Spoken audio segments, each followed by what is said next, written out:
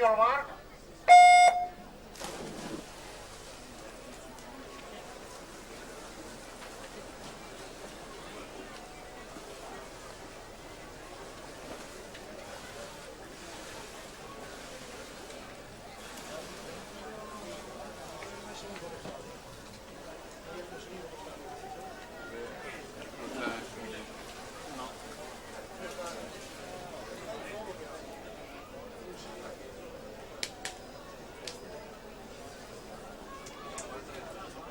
Ancora Alessio Gerardin con urgente a podio, Alessio Gerardin.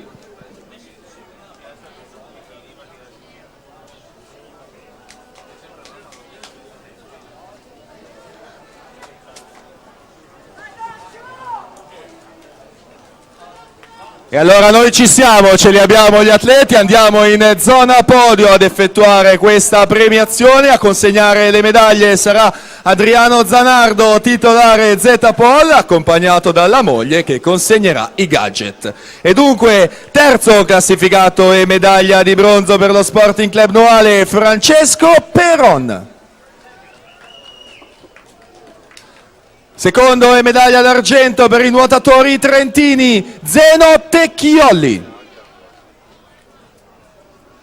E primo e medaglia d'oro vincitore in 1.55.27 per l'Antares Nuoto, Alessio Gerardin.